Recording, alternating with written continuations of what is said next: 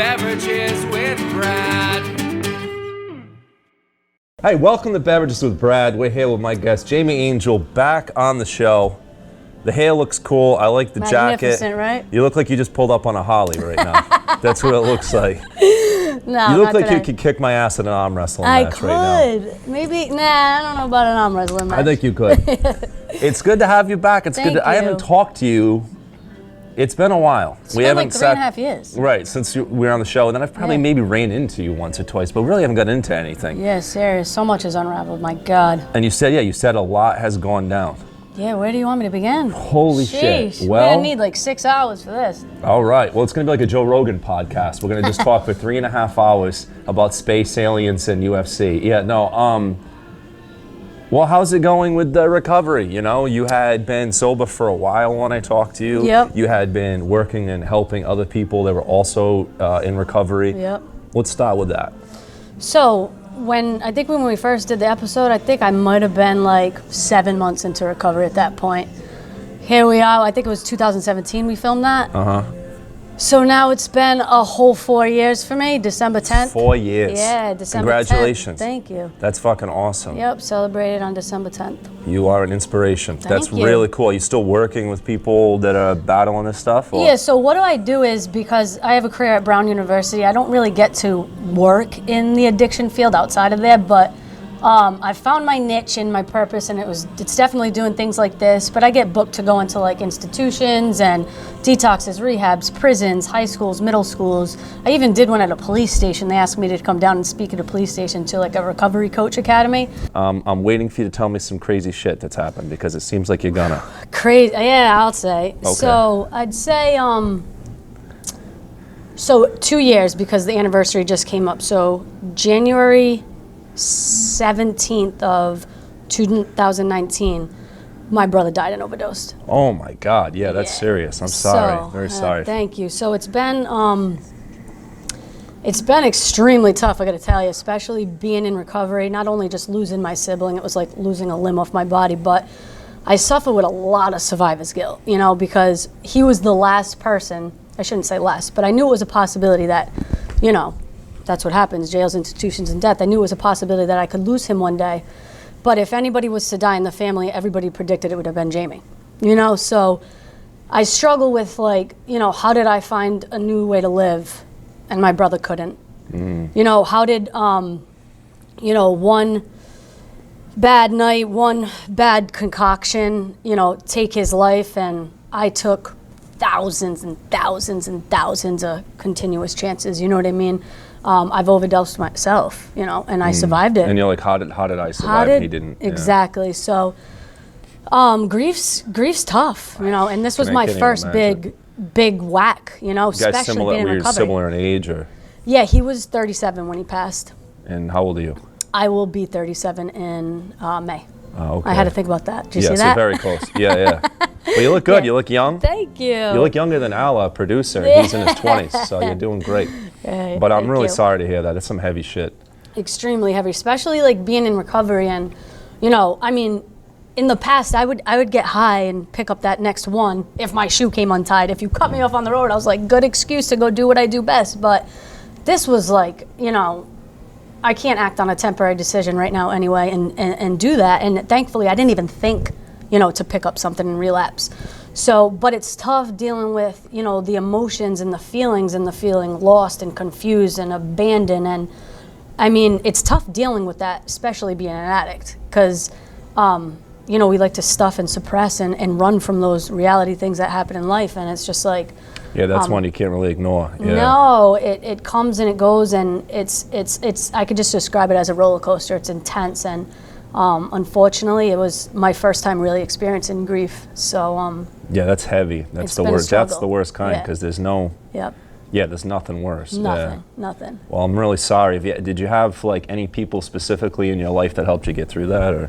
Yeah, I actually did. You know, my first, you know, thought wasn't to isolate in the beginning, because there's been points where I definitely did that. But like, I stayed connected with, you know, my family, you know, my rock, been there for me up and down through it all. But, you know, I have a lot of good friends in my life, and, you know, the program of, Narcotics Anonymous has helped me tremendously stay connected, because I always had like, you know, I always had to show up. I always had a service position in these groups. And, you know, I also think of like the young kids when I go to these high schools and these middle schools, and just, you know, addicts that reach out to me and are like, Jamie, thank you for sharing your story. Thank you for doing this. You helped me stay clean today.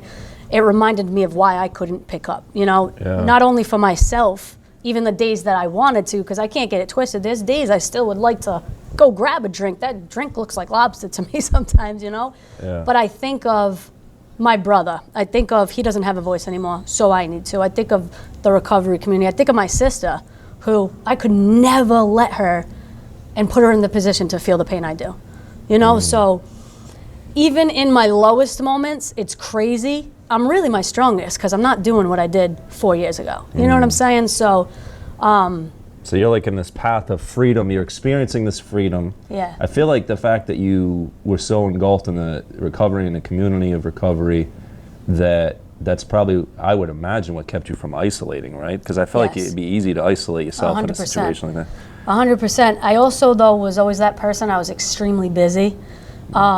You know, with my job and with sports and relationship and family and speaking engagements, and then, you know, recovery and sponsorship and just being me, and, you know, away from all that. So for a while, it didn't really hit me.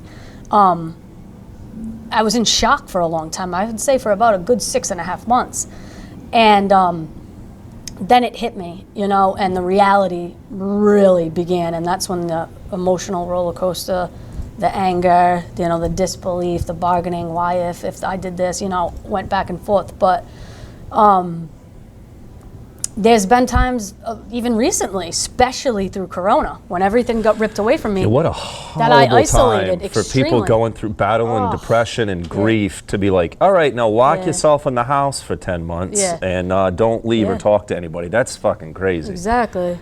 That is super hard. Do you live with anybody? Like, how was it through, especially the first few months when we weren't really supposed to do anything? Oh, it was the worst. Who were you around at that point? So I was with my partner, you know, and her kids would be with us. And, you know, I'm an essential worker, so I was still working.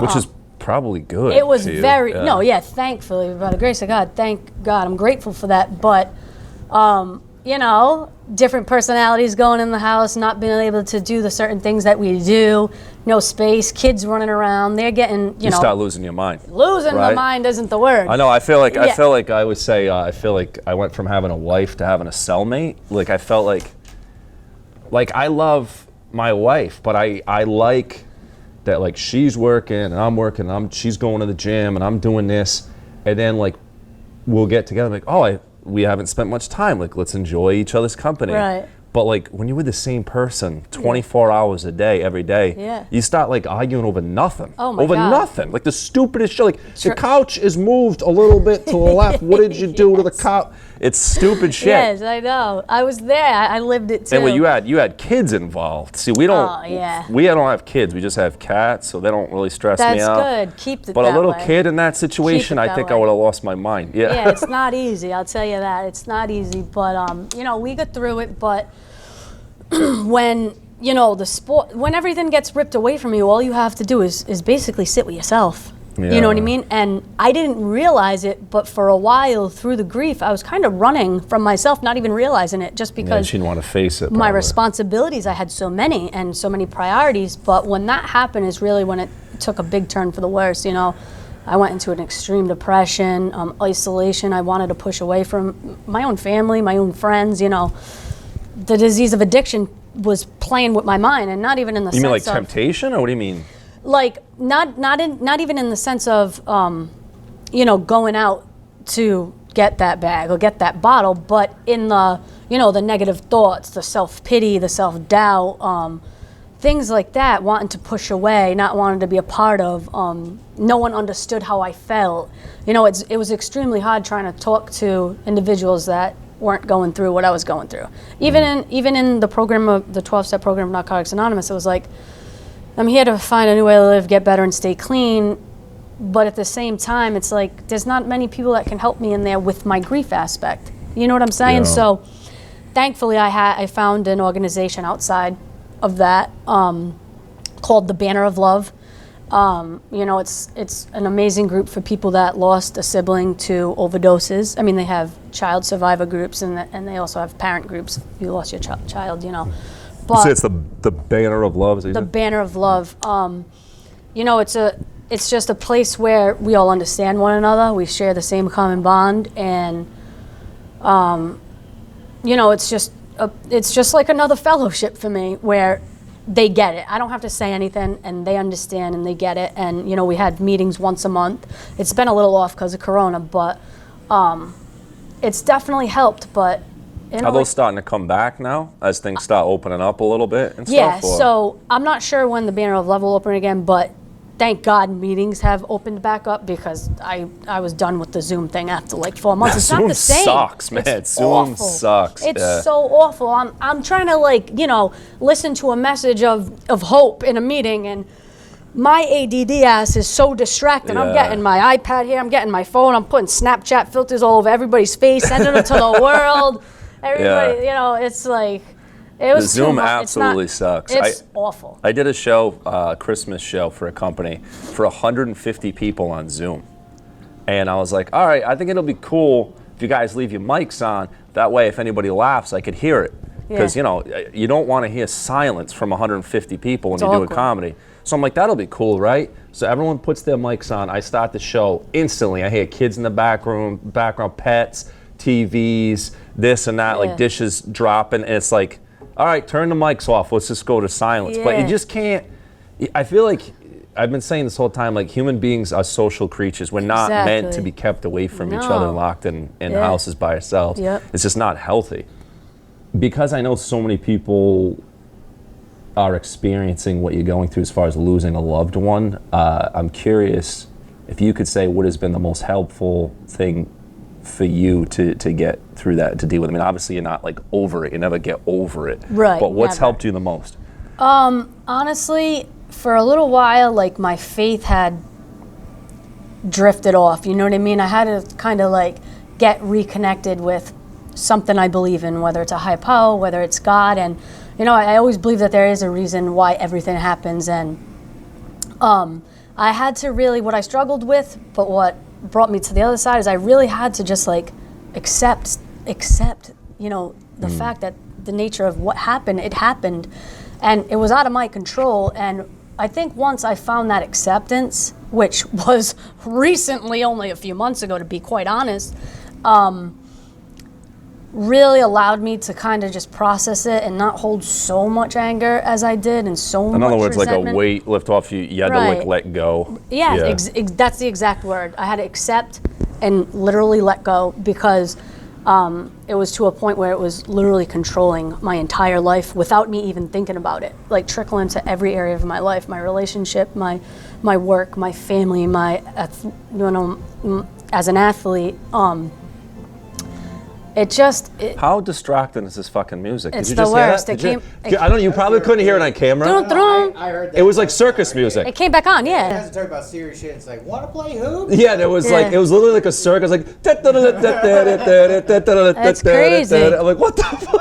I just got freaked out too. I was like, what the Yeah, fuck I was like, is you that? see like the It clown shows up. Ah, jeez. Yeah, only on, you probably do a million interviews, only on Beverages with Brad with that kind of music need randomly that. show up in the middle of the That's discussion. fine. Yeah. I'm a big goofball too. Trust me. There's not much I take serious in life besides my recovery and my family. Yeah. Everything else, forget it. But to me, I feel like it's encouraging to hear you talk about such heavy shit so openly and like with so much transparency. And I feel like just even from last time and again today talking to you, I love like the hope that you communicate. I hang out with like, you know, Al here and a bunch of comedians that all we do is talk shit and complain. So it's nice to hear some hope once in a while.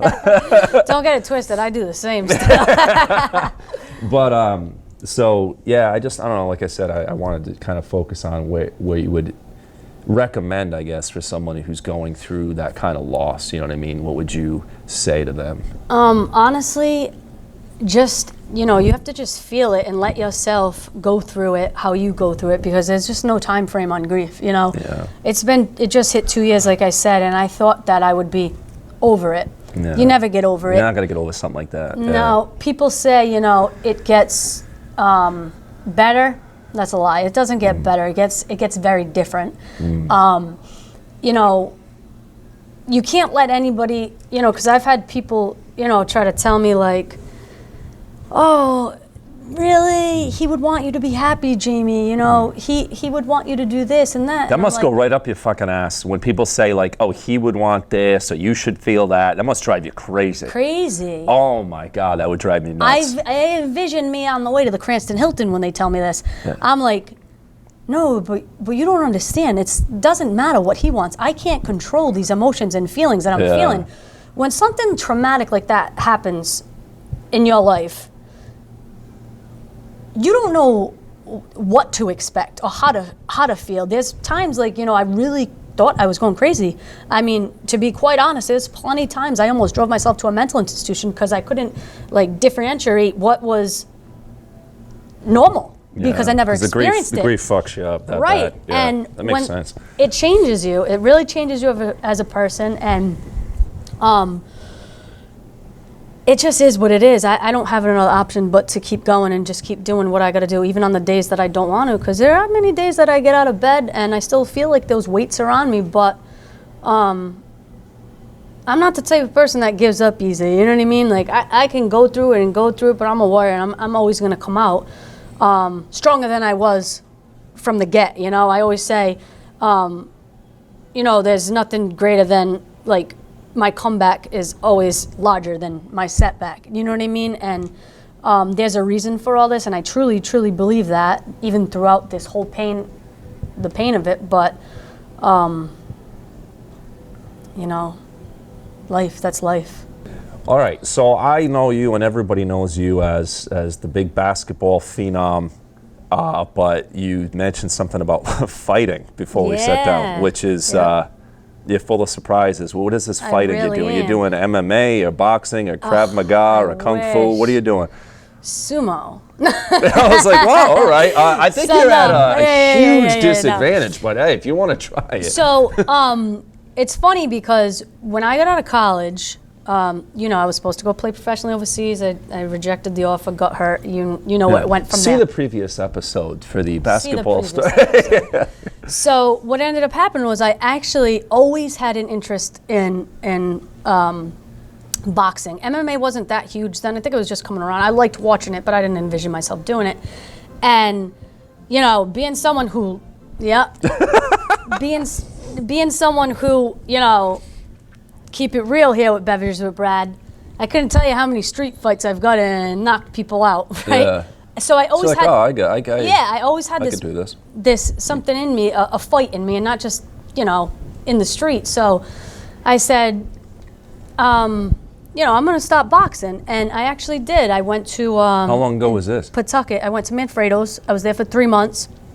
You know, I was working out, training, going to classes and stuff. When did this start? So that was when I was 22. Oh, a long time ago. Oh, yeah. Because last time we talked, you never said anything about boxing. I don't think so. No, We talked a lot about basketball. Yeah, it was short-lived, Yeah. and I ended up breaking my hand. Well, that's the other thing I was saying. You're talking about fighting. You're like missing a limb or something. Wait, You're like, all right. I guess you don't really need that for punching. You can punch without that thing. Right? Yeah. Listen, I thought I could never shoot a dribble again, and I'm still killing it. So, I mean, I thought maybe when I put the gloves on, something was going to go wrong, but it didn't. After I'd 9 be all right with surgeries. that. Yeah. I think it'd probably be more of an issue with wrestling where you have to grab, but for punching, yes. yeah. So, so come back to now. You know, I always wanted to get back into it, and so what ended up happening was through Corona, basketball and hockey were robbed from me. You just started punching things. Yep, I ran into somebody that I've known for a long time, friends with the family. You know, I went over to his gym at Legendary Boxing. Jared Tillenhast, he helped me get my feet wet, get me in the ring. You know, I started working out there, and then I got connected with a long-term friend. His name's Shane Cronin at Fitness Factory in North Providence. So he was doing a lot of strength and conditioning with me, but he had opened another section of his gym, and I just vibed with him good. We have a lot in common, and you know, I loved his passion and his drive, and he's just a wicked inspirational kid himself. He should be on this show next. Okay, well, we can set that up. I need most guests. definitely. So ever since then, I just ended up, you know, training every single day. I'm gonna stop fighting amateurs and just see where it goes. You know. When's your first fight? It was gonna be in April. Corona. Yeah, you know. who knows with that, but it's bigger than just boxing. It's bigger than me having some hands and being, kind of talented. I ain't gonna toot my own horn, but it's I would like you to demonstrate on my friend Al behind the camera. Just gonna throw a couple of shots. He's like, I'll stick with the sumo. Oh, that's great. So, it's more than actually for me just looking at fighting an opponent in the ring. For me, when I think of that, I just think of like my past. I think I'm fighting addiction. I think I'm fighting my brother's grief. I think I'm fighting loss of scholarships. I'm fighting loss of my hand. I'm fighting a lot of the demons. You ever watch Rocky Balboa, the one where he's old? I love that. It's one of my favorite of the whole series. And when he talks about the stuff in the basement, yes, where he's referring to the grief about losing his wife, exactly, and why that was like the main reason he wanted to fight again. And that's what I think of when you say that. You just said. Anytime you talk to me long enough, I'm always going to refer back to Rocky Balboa or Tom Brady. Those are going to come up in conversation sooner or later. You love them. If you talk to me long enough. Yeah, those are two of my heroes for sure. Right. One of them's not even a real person, but I like to believe he is. You know what I mean? In my heart, he's a real person. Rocky is real. So, no, it totally makes sense. And anything with fighting combat sports, it's like the ultimate challenge because it's like you against you, which is another Rocky saying. It's you against you. Because, you're fighting an opponent, but it's not like basketball or hockey or football. Like, you're just by yourself in there, and it's just so intense. I love it. Yeah, a friend of mine has been for a while trying to talk me into competing in jiu-jitsu in like because I'm an old man, I'm 40, so like in the over 40, and I'm like, I don't know, man, I don't know. Yeah. But sometimes I feel like I should just because it's such a challenge. It is. Just to go by yourself and like get your ass kicked. It like, is, that's intense, get your ass kicked. I mean, I get my ass kicked in class all the time, but in I know, a I see you doing competition, that. that's a different ball game. So I give you a lot of credit for having the courage to do that. It's pretty badass. Yeah, right. Which, it fits the coat and everything. You like you this get coat, the whole huh? badass vibe. I sold my motorcycle and I still rock this. Yeah, but you're a fighter now. You should cut the sleeves off. You know what I mean? He said mature fighter. I haven't even had my first fight. I don't No, I didn't say mature. I just said fighter. You're getting ahead of me. Gotcha. Yeah, all right. So, well, good luck to you. And I want to go to this match. I want to go. I should be commentating this thing as far as I'm concerned. I think I should be allowed to commentate. Maybe we should talk to Jimmy Birchfield about this or something. Will it be in CES boxing or no? No, right now I'm just, right now the I'm just. bowling alley, lane 5, she's going to knock someone out tonight. I'll be dragging someone through the back. It'll be like the street fighting Jamie. But, it's so funny I just said street fighting Jamie because boxing is so different. It's complicated. When I first started, it's a sweet science. It's complicated. I was getting discourhed. I'm like, wait a minute. It's not just throwing your hands. It's very complicated. Extremely. But I'm just gonna start off amateurs, just for the fun of it. Like I said, it's more than just fighting an opponent for me. It's really been helping me get out things inside me it's therapeutic, big time. That kind of training any exercise is therapeutic. I feel like that kind of training specifically is more therapeutic. Right. It's a different ball game, and I think that's pretty fucking awesome. Yeah, I mean, and if I end up, going pro for a few years, cool. But I mean, I am 36 right now. That's all right. You saw Tyson fight Jones, right? You look pretty damn good. Yeah, I don't. He's have like 54. Exactly. I don't have a lot of wear and tear on me. Women fighters do fight longer, so I'll just ride it out and see where it goes and have fun with it. But that's awesome. It's just great. So what is this documentary? And why was I not invited to be involved in this? I feel like I should narrate this thing. I'm like Morgan Freeman. You should. Maybe you could. I was just joking. Tell me about the documentary. All right, the documentary. It's called From the Court to Recovery. This is Jamie Angell. So it's actually filmed by the Lambda Projects. They're a little film company here in Rhode Island. Great women that are doing it. Shout out to them, by the way. So we've been slowly filming probably about 3.5 years right now. Wow. Yeah, so they wanted to get like an in-depth look at my life, not just me coming out of, rehab and everything like that. Basically everything that's unraveled since I've spoken to you.